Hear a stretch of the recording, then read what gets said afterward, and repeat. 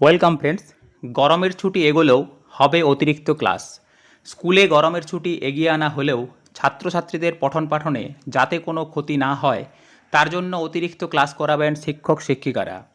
মুখ্যমন্ত্রী মমতা বন্দ্যোপাধ্যায় আগেই জানিয়েছিলেন প্রচণ্ড গরমের জন্য স্কুলে গরমের ছুটি এগিয়ে আনা হচ্ছে।